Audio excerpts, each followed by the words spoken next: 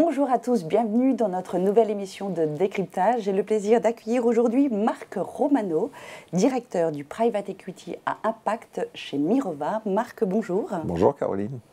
Donc lutter contre le réchauffement climatique et répondre aux défis environnementaux.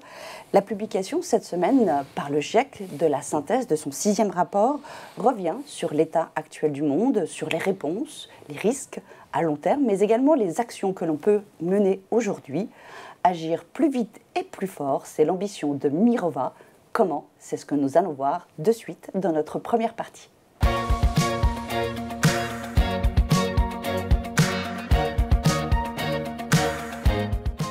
Tout d'abord, Marc, j'aimerais qu'on prenne quelques minutes justement pour revenir sur l'engagement de Mirova, puisque ça fait plus de 10 ans maintenant que vous apportez des solutions pour la lutte contre le réchauffement climatique.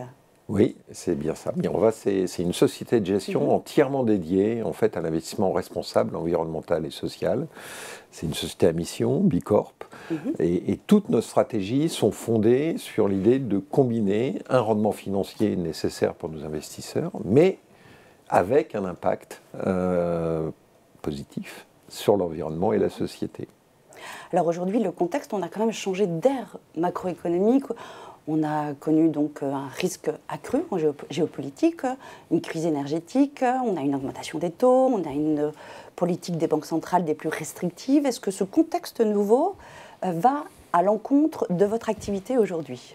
Alors non, et j'ai envie de dire presque le contraire, en tout cas sur la partie qui est la mienne, donc qui est l'investissement dans les entreprises émergentes, innovantes, non cotées. On peut même considérer que, presque, si je voulais être provocateur, l'environnement est encore meilleur qu'avant. Pourquoi? Parce que ces entreprises qui développent des innovations, qui ont un impact positif sur l'environnement, elles répondent aussi aux enjeux de la crise auxquels on fait face aujourd'hui. En permettant moins de consommation d'énergie, en permettant de produire des énergies plus propres. Et donc en fait, elles sont portées par des tendances très fortes qui nourrissent leur croissance et leur valorisation. Donc vous avez parlé d'innovation, vous avez parlé d'entreprises non cotées, mais c'est un spectre assez large. Quelle entreprise allez-vous cibler plus spécifiquement dans le cadre de votre activité? Effectivement, vous avez raison, le private equity est très large, ça va du bébé, toute l'entreprise qui démarre à l'entreprise très établie. Nous, on va s'intéresser à des entreprises qui ont déjà une certaine maturité et qui quittent la phase dite de capital risque. Elles ont déjà une innovation démontrée, prouvée, des revenus. Elles ne sont pas nécessairement profitables, mais elles sont au moment où elles accélèrent et elles passent à l'échelle. Et nous, notre vocation, c'est de les accompagner dans ce passage à l'échelle pour leur permettre d'augmenter leur impact environnemental. Très bien. Et parmi toutes ces entreprises, donc on sent qu'il y en a quand même beaucoup, il y a aussi certains thèmes. Et nous allons voir dans notre deuxième partie quels thèmes vous adressez plus particulièrement.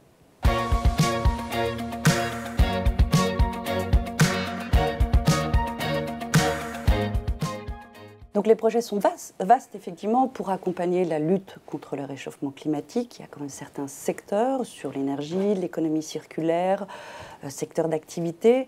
Pour vous, quel thème allez-vous accompagner plus spécifiquement? Alors nous, on s'intéresse vraiment à tout ce qui est l'environnement. Il n'y a pas que le réchauffement comme enjeu, il y a la pollution, il y a la biodiversité. Et on va investir sur 5 grands secteurs.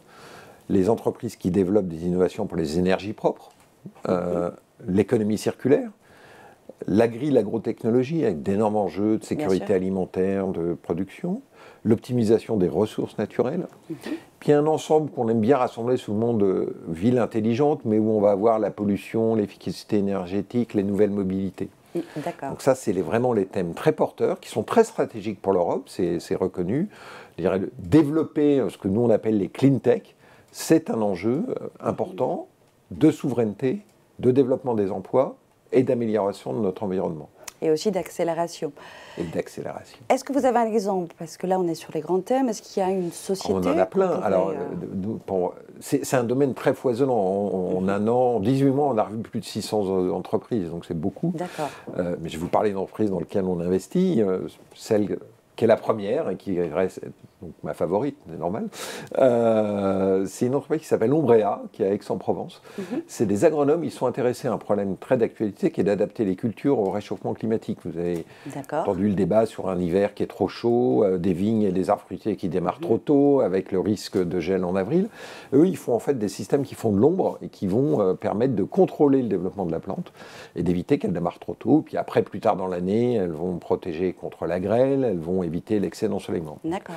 Et là où ça devient très intéressant, c'est que le système qui fait de l'ombre, c'est des panneaux photovoltaïques. Donc non seulement on protège, mais on fait de l'électricité. Voilà. Très bel exemple d'innovation qui combine un intérêt agricole et de la production de l'énergie propre. Et pour vous, donc vous avez un véritable rôle d'actionnaire, vous laissez bien les fondateurs faire leur métier, vous n'intervenez pas directement en tous les cas, mais par contre il y a une chose qui est importante pour vous, c'est justement d'ouvrir et de démocratiser en fait l'accès au financement à ce type d'activité au sein de votre activité. Oui, exactement. Bon, il y a un enjeu majeur qui est d'apporter plus de capitaux pour permettre à toutes ces entreprises de se développer. Et Mirova, société à mission, s'est donné comme mission de développer la finance responsable. Et dans cet objectif-là, on s'est donné comme objectif de ne pas simplement cantonner le private equity aux investisseurs dits institutionnels, professionnels, qui était un peu le cas jusqu'à maintenant, mais de l'ouvrir à des clients particuliers. Et donc, nos stratégies sont disponibles avec différents véhicules, en assurance vie, en compte titre, au plus grand nombre. Très bien, merci beaucoup Marc. Merci à vous. Merci à tous de nous avoir suivis. Le capital investissement à impact est un levier important dans la transition environnementale. Il est essentiel de s'en saisir et d'en faire autre chose qu'un marché de niche. Merci encore de nous avoir suivis. À très bientôt.